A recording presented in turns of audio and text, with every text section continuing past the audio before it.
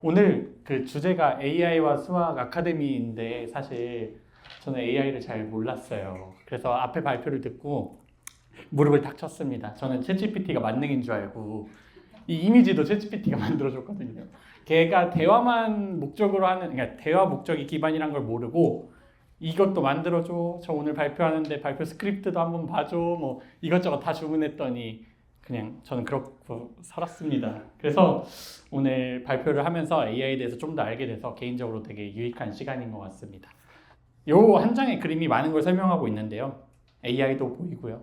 네, 수학 뭐 다양하게도 있고 제가 전공하고 있는 분야는 그래프 이론이라는 건데 그래프는 이런 점들과 점들 사이의 변으로 세상의 다양한 연결을 수학적으로 표현하는 모델링의 도구 중 하나예요. 그래서 오늘은 그래프가 무엇인지 좀 자세히 살펴볼 거고 AI와 함께 접목해가지고 어떤 이야기들을 할 수 있는지 좀 얘기를 같이 나눠보도록 하겠습니다.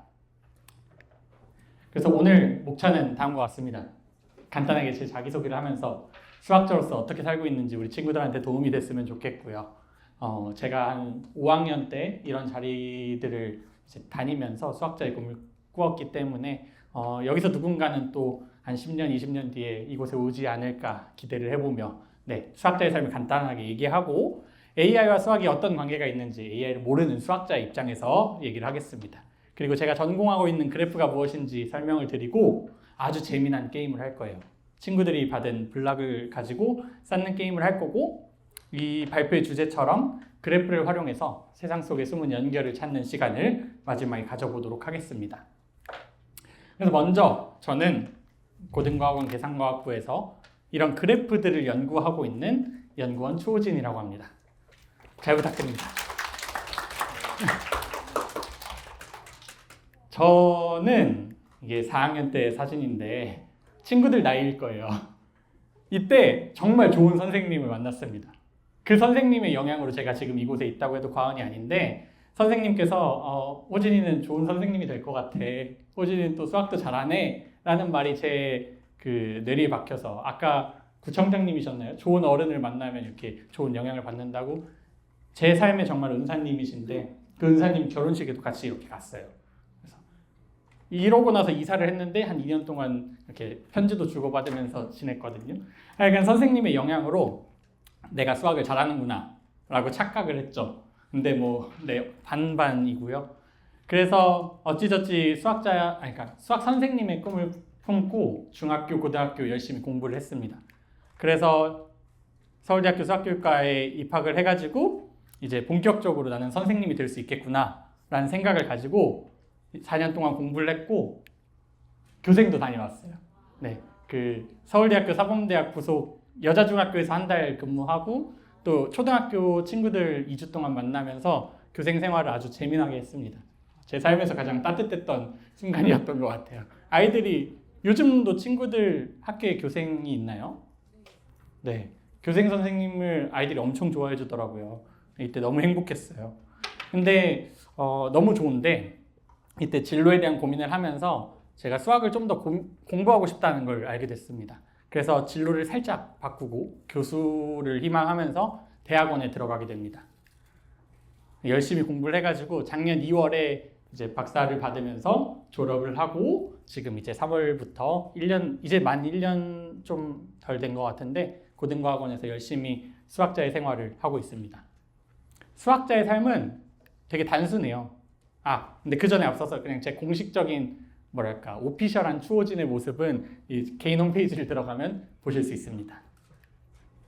수학자의 삶은 되게 단순한데 공부하고 연구하고 학회 가고 발표하는 게 전부입니다. 그래서 맨 왼쪽에 있는 사진은 제 쓰는 연구실에 있는 화이트보드에 제가 뭐 떠오르는 생각들을 막 적어 놓거든요. 그거를 사진 찍어 온 거고 그렇게 그러니까 막 연구를 혼자 하긴 어려우니까 학회를 가가지고 동료 친구들을 만나요. 그래서 같이 이렇게 연구를 합니다. 그리고 이거는 지난주에 있었던 경기도에서 있었던 학회 가가지고 발표한 사진인데 학회 가서 발표도 하고 또 이런 코어들이 많이 생기게 되면 오른쪽 사진처럼 논문 결과도 내고 있습니다. 이거는 작년에 갔던 좀 큰 학회 4개를 가져온 건데 위에 2개는 국내 학회예요. 그래서 이런 곳에 다니면서 똑같이 연구 얘기하고 나는 어떤 연구를 하는 사람이다 얘기하면 수학자들끼리 막 토론을 합니다. 그게 뭐 시작이 돼가지고 같이 연구를 진행한 것들이 꽤 많아요.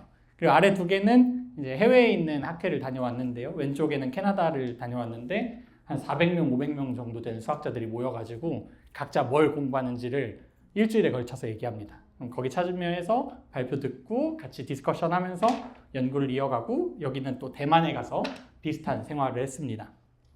이런 수학자의 삶을 살면서 가장 좋은 점을 딱 한 가지만 얘기를 할 수 있다면 이거를 얘기할 것 같아요. 저를 위해서 일하고 제가 하고 싶은 일을 할 수 있어요.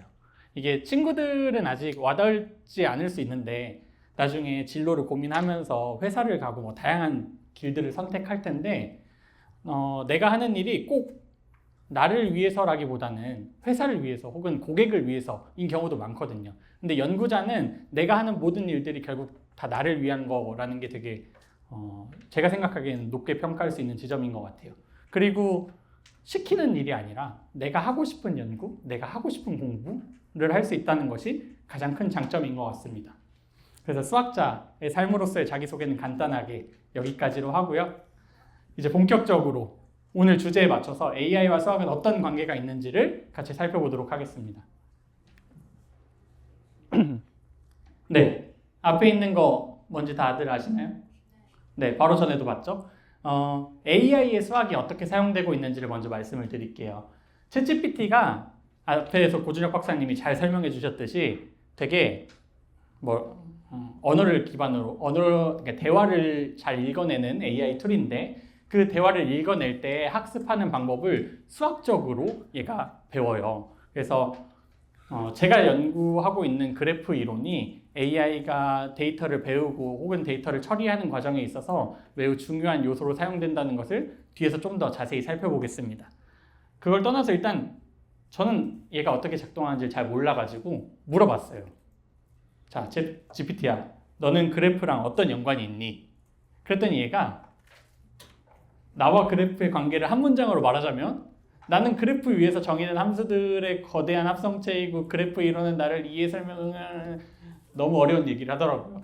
그래서 안 돼, 설명이 어려워, 우리 초등학교 친구들에게 설명해줘 라고 하니까 쉽게 설명한다고 하는 게 GPT랑 그래프는 친구야. 오케이, 제가 원하는 답이 나왔습니다.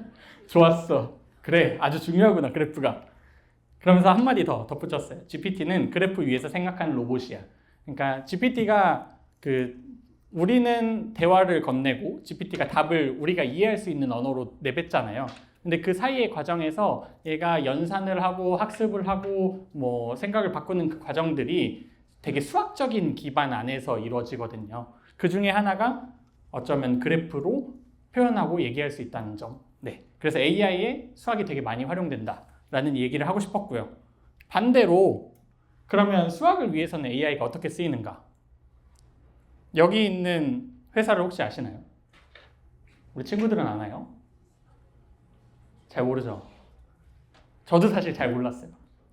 딥마인드라고 구글 알파벳 산하에서 AI를 연구하는 회사인데 이 회사는 2010년에 영국에서 처음 설립이 됐습니다. 그리고 14년도에 구글이 인수합병을 하면서 지금과 같은 형태로 바뀌게 됐어요. 아마 우리 친구들은 2살 혹은 3살 때라서 잘 모를 건데 여기 계신 어머님, 아버님들은 아실 거예요. 10년 전에 우리나라를 뒤흔든 사건이 하나 있었습니다. 뭔지 아시는 분이 있으신가요? 딱 10년 됐더라고요. 알파고 맞아요. 알파고예요. 이 구글 딥마인드가 알파고라는 바둑 AI를 개발을 했고 그 알파고가 우리나라의 바둑 천재라 불리던 이세돌 기사를 5판 중에 4판이나 이겼습니다. 근데 뭐 마지막 판은 우리가 이겼으니까 라고 생각하면서 넘어갔는데 하여간 알파고로 유명한 회사입니다. 그 뒤에도 되게 많은 AI 툴을 내놨어요. 그래서 뭐 바이오를 연구하는 툴도 내놓고 기상을 예측하는 AI도 내놓고 근데 이 구글 딥마인드가 작년 5월 달에 또 새로운 AI를 하나 공개했습니다. 그게 여기 있는 알파 이볼브라는 AI인데 요 AI가 뭐냐 하면 수학적인 문제를 풀어주는 방법? 그러니까 일종의 풀어주는 AI라고 생각하면 돼요. 아까 앞서 말한 챗GPT나 제미나이 같은 그런 언어 모델을 활용을 하는데 언어 모델에 우리가 그러니까 어떤 문제를 주면 답을 내뱉거든요. 근데 아까 말씀하신 것처럼 그 답이 틀렸을 가능성이 매우 높아요. 그러면 이 알파 이볼브가 해주는 건 뭐냐면 이 답을 내는 과정들이 맞는지 스스로 검증하고 다양한 방법들 속에서 더 좋은 방법들을 계속 서칭을 해줘요. 그래서 실제로 수학에 내가 문제를 뒀을 때 문제를 해결하는 그 프로그램, 함수값 자체를 개발해주는 AI입니다. 이게 작년 5월에 공개가 되고 사실 어떤 소스 코드나 이런 건 다 비공개가 됐어요. 많은 수학자들이 써먹어야 되니까 구글이랑 협력하지 않으면 알파 이볼브는 못 쓰거든요. 다양한 오픈 이볼브나 뭐 세타 이볼브 같은 공개 코드들을 내놨고 그걸 가지고 지금도 연구를 많이 하고 있습니다. 수학자들 개인적으로 제 분야에서 되게 요즘 핫한 주제인 것 같아요. 왜냐하면 알파 이볼브가 풀 수 있는 다양한 문제들이 있지만 대체로 수학의 모든 문제를 풀 수 있는 건 아니거든요. 뭔가 극단적인 예시들, 그래프들을 생성하고 그걸 가지고 가설을 검증하는 거에 좀 더 잘한다고 해야 되나? 네. 그래가지고 제 분야에서 요거를 활용하려는 시도들을 많이 하고 있습니다. 저도 이번을 계기로 해보려고 생각을 하고 있어요. 가장 유명한 수학자, 요즘 동시대를 살아가는 수학자들 중에서 가장 유명한 사람을 뽑자면 테렌스 타워가 있습니다. 우리 연구소에 석하 계신 허준희 교수님도 물론 너무 유명하시지만 그분보다 좀 더 유명하세요. 왜냐면 먼저 필즈 메달 따셨고 되게 젊으신데도 그 수학계를 다 뒤흔드는 업적들을 내고 계시거든요. 이 테렌스 타워가 구글 알파 이볼브 개발진들과 같이 협력해가지고 논문을 11월 달에 냈어요. 그 논문에서 뭘 얘기하고 있냐면 수학 문제 67개를 알파 이볼브한테 돌려봤는데 90% 이상이 인간이 여태까지 가지고 있는 그 지식의 최고 수준에 해당하는 결과를 내놨다. 그리고 5% 정도는 우리가 그동안 알고 있던 것보다 더 좋은 결과를 내놨다. 그래서 실제로 이 테렌스 타워가 알파 이볼브가 내놓은 결과를 다시 해석해서 논문을 썼어요. 이런 유기적인 활동들을 계속 하고 있고 많은 수학자들이 여기에 달려들어서 하고 있습니다. 수학을 위해서도 AI가 되게 유용한 친구라는 걸 알 수 있어요. 앞으로 이게 점점 더 가속화될 거라고 저는 개인적으로 생각을 하고 수학 문제를 푸는 데 있어서 박사님이 말씀하신 것처럼 도구로서 AI를 잘 활용하면 좋은 논문들을 많이 낼 수 있을 것 같습니다. 그래서 결론, AI와 수학은 친구다. 네, 라는 말을 하고 싶었습니다. 이제 제 전공 분야를 얘기할게요. 사실 저는 AI를 잘 모르는 사람이라서 수학자로서 제가 어떤 걸 공부하고 있는지를 좀 더 설명을 드리도록 하겠습니다. 제가 공부하고 있는 거는 수학의 다양한 분과가 있는데 그중에 뭐 이산수학이라는 분과, 조합론이라는 분과 안에서 그래프 이론이라는 것을 공부하고 있어요. 그래프는 여기 있는 이런 애들입니다. 점이 있고 이런 점들이 있고 이 점들 사이에 변이 있는 것을 우리가 그래프라고 부르는 수학적인 대상이에요. 그래서 뭔가 어떤 대상들 사이에 이런 연결 관계를 표현할 수 있는 모델링 툴입니다. 근데 우리가 일반적으로 초등학교 때 그래프라고 하면 이런 걸 배운단 말이죠. 꺾은선 그래프, 막대 그래프. 이것도 물론 맞지만 주식 엄청나죠? 이것도 물론 맞는데 그래프라는 용어는 사실 수학의 전반에서 쓰이고 있어요. 근데 분야마다 이 그래프가 실질적으로 의미하는 대상이 뭔지는 다 다릅니다. 특별히 조합론 분야에서 얘기하는 그래프는 제가 공부하고 있는 그래프예요. 이런 대상 2개의 그래프를 가져왔습니다. 여기서 몇 가지를 정의하고 넘어가고 싶은 거는 그래프에서 이런 점들을 우리는 꼭지점이라고 해요. 그래서 왼쪽 그래프를 보면 A, B, C, D, E, F의 꼭지점이 있고요. 꼭지점 사이에 있는 선을 변이라고 합니다. 그래서 A, B, A, C, A, D 쭉쭉쭉 해서 E, F까지 있죠. 그러면 오른쪽 그림에서 꼭지점은 뭐죠? 네, 맞습니다. A, B, C, D이죠. 변은? 고마워요. 대답을 너무 잘해줘서. 네, 맞습니다. A, B, A, B, C 뭐 이렇게 얘기를 할 수 있어요. 그래서 그래프를 구성하는 2가지 요소는 꼭지점이랑 변이다 라고 이해하시면 될 것 같습니다. 몇 가지 얘기를 좀만 더 하고 싶은데 왼쪽 그래프에서 C의 차수는 5다 라는 말을 하고 싶어요. 꼭지점에 연결되어 있는 변의 개수를 의미하는 게 차수예요. 여기 C라는 점을 보면 변이 5개 연결되어 있잖아요. 그래서 C의 차수는 5다 라고 할 수 있어요. 그러면 A의 차수는 몇일까요? 3이라고 할 수 있겠죠. 좋습니다. 그리고 또 다른 개념은 거리. A에서 내가 E까지 가고 싶은데 변을 따라서 이동할 거예요. A, C, E 가는 방법이 있고 또 A, B, C, E 가는 방법이 있고 A, B, C, F, E 가는 방법이 있겠죠. 다양한 경로들이 있는데 그 중에 가장 짧은 경로, 변을 가장 적게 사용하는 경로에서 사용된 변의 개수를 우리는 거리라고 해요. 그러니까 A와 E는 C를 거쳐가는 게 가장 빠르니까 거리는 2가 됩니다. 이제 오른쪽 그래프에서 B와 C를 보면 얘네들 사이에는 변이 있죠? 이런 거를 우리는 이웃하다라고 얘기를 해요. 그러면 A와 D는 변이 없잖아요. 그거는 이웃하지 않다라고 합니다. 이 정도의 개념만 알고 계시면 뒤에서 제가 이제 그래프를 가지고 세상의 다양한 연결들을 소개할 텐데 이해하실 수 있을 것 같아요. 그래프를 요약하자면 꼭지점과 변으로 구성된 수학적인 도구이고 얘는 일상생활의 다양한 현상들을 모델링하는 툴이에요.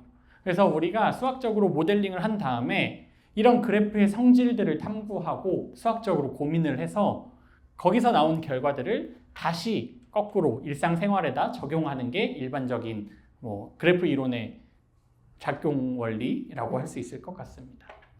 그럼 아까 박사님이 소개해 주실 때 말씀해 주신 것처럼 그래프의 역사를 말씀드리려고 하는데요. 여기 되게 좋은 동네죠. 이뻐 보이잖아요. 한국에는 왜 이런 곳이 없나 생각을 했는데 이곳은 그 프로이센 제국, 현재는 러시아의 한 지역이에요. 케니스베르크라는 도시인데 이곳에서 그래프가 처음 출발하게 됩니다. 위상수학 혹은 그래프의 시초라고 불리는 사건이 여기서 발생을 하게 되는데 이 케니스베르크에 강이 하나 있었어요. 프레겔 강이라고 하는데 이 강이 잘 가다가 갑자기 갈라집니다. 그리고 다시 합쳐지고 또 갈라지고 약간 한강의 밤섬, 노들섬 같은 느낌이죠. 이렇게 강이 갈라지게 되면서 땅덩어리가 4개로 구분이 되게 됐고요. 이들 사이에는 7개의 다리가 있었습니다. 수학적인 발전은 되게 별거 아닌 것 같은 질문에서 시작을 해요. 수학자들이 하는 일이 보통 그렇거든요. 다양한 상황들을 보다가 갑자기 쓸데없는 질문인 것 같은 걸 뭔가 던져요. 그러면 그게 수학적으로 해결하는 과정 속에서 이론이 정립되고 다른 곳에 적용되면서 수학이 점점 발전을 하거든요. 이때 사람들도 똑같은 일을 했습니다. 문득 누군가가 어느 한 지점에서 출발을 해가지고 이 다리들을 정확히 한 번씩만 건너서 출발했던 위치로 돌아올 수 있을까? 하는 질문을 누군가가 해요. 그래서 그 마을에서 난리가 났죠. 이제 이걸 어떻게 해결해야 되나? 근데 아무도 푼 사람이 없었습니다. 그래서 당시에 가장 유명한 수학자였던 오일러한테 찾아가요. 1735년에 오일러가 이 문제를 듣자마자 그래프라는 개념을 처음 도입하고 이 문제를 해결하게 됩니다.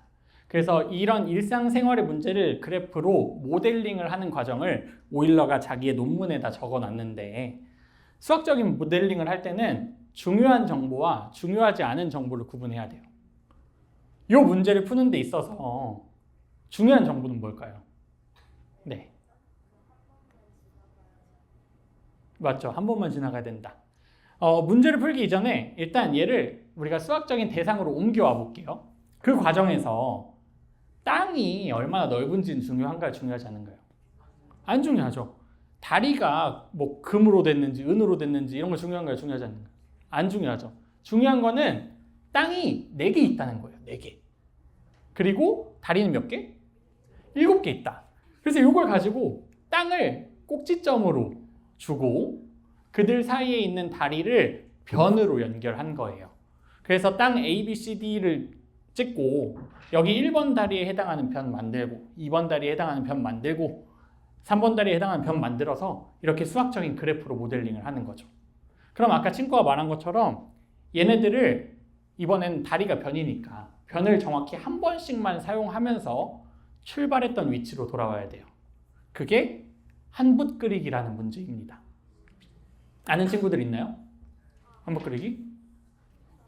많이들 아네요. 좋아요. 저도 초등학교 때 한붓 그리기 문제를 많이 풀었어요. 지금 그 앱스토어나 이런 데서 한붓 그리기 게임 하면 나오거든요. 거기서 친구들 따라 해보면 좋을 것 같은데 오일러가 1735년에 쓴 논문에서 이 한붓 그리기라고는 말 안 했겠죠. 근데 그래프를 처음 도입하고 어느 경우에 한붓 그리기가 가능한지를 완벽하게 캐릭터라이즈, 그러니까 완벽하게 기술을 했습니다.